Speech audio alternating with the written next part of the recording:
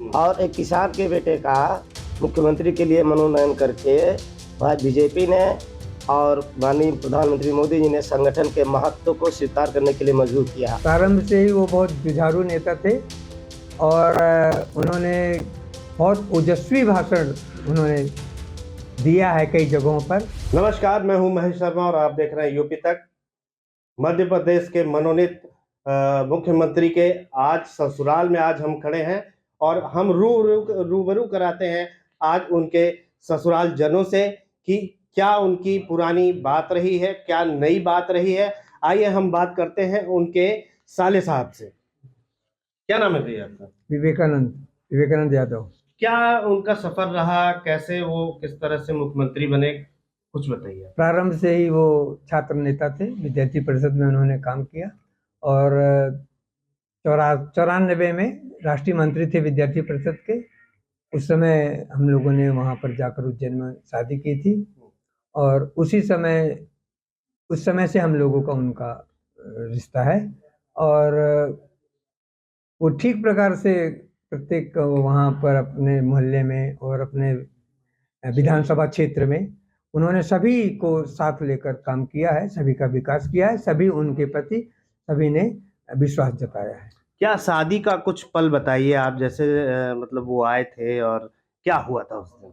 शादी ऐसा था कि शादी में ये हुआ कि हम लोग रीवा से करेंगे शादी, लेकिन उनके पिताजी ने कहा कि उनका बहुत बड़ा परिचित क्षेत्र है, इसलिए वो सबको शादी में नहीं ले जा सकते बारात में, इसलिए उन्होंने हम लोगों को आमंत्रित किया कि आप लोग यहाँ पर आकर शादी करें उज्जैन में, तो हम लोग के सारे स्वजन लोग वहाँ पर मिल पाएंगे, इसलिए हम लोगों ने जाकर उनका और क्या उनके बारे में आप जानते हैं कुछ खास? इतने दिन आपके बहनोई रहे हैं वो, तो कुछ बताइए उनके बारे में खास।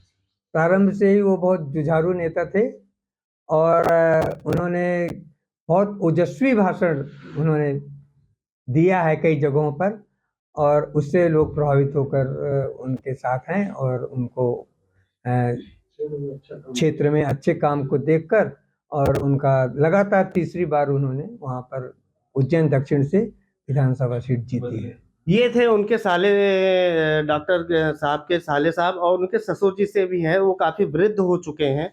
आइए उनसे कुछ बात करने की कोशिश करते हैं।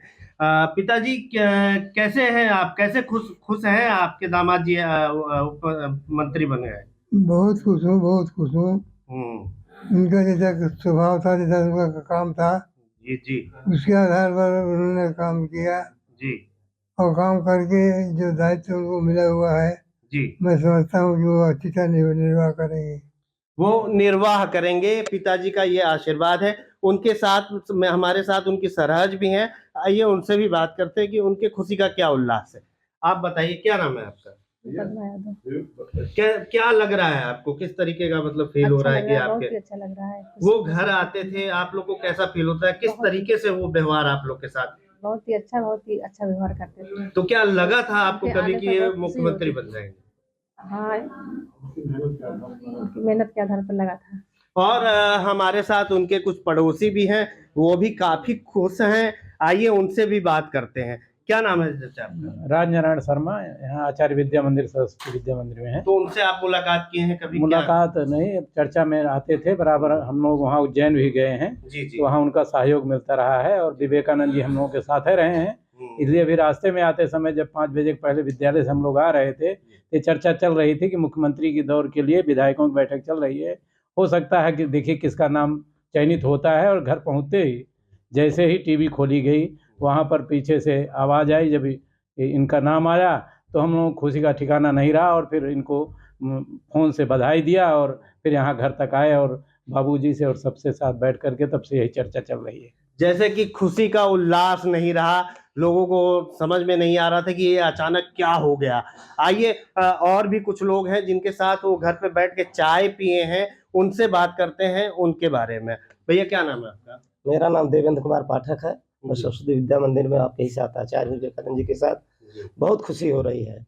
और एक किसान के बेटे का मुख्यमंत्री के लिए मनोनयन करके भाई बीजेपी ने और माननीय प्रधानमंत्री मोदी जी ने संगठन के महत्व को स्वीकार करने के लिए मजबूर किया। आज कोई भी एक छोटा कार्यकर्ता अपनी मेहनत और जुझारूपन के बल पर जो है शीर्ष पद पर पहुंच सकता है। यह इस बात का प्रमाण है। आदरणीय डॉक्टर मोहन यादव जी मध्य प्रदेश की जनता के कल्याण में अपना सर्वस्व समर्पित करके सदैव निरत रहेंगे और बहुत आगे तुमका भविष्य राजनीति बहुत आगे तक जाएगा। भविष्य राजनीति आगे रह जाएगा, ऐसा इनका कहना है। और ये लोग बहुत ही खुश हैं। खुश होने के बाद भी इन लोग का मतलब ये नहीं समझ में आ रहा है कि अचानक वो कैसे मतलब इस तरीके से इतने बड़े पदवी पे चले गए। सुल्तानपुर में विवेक नगर उनका ससुराल में विवेकानंद नगर में ससुराल, और सरकार ससुराल के लोग काफी खुश हैं और खुश होने के बाद मिठाइयाँ बांट रहे हैं। काफी मोहल्ले में लोगों को उल्लास है कि उनके बगल के मुख्यमंत्री बन गए और काफी लोग खुश हैं और खुशी का माहौल और ठिकाना नहीं है। महेश शर्मा, सुल्तानपुर से, यूपी तक।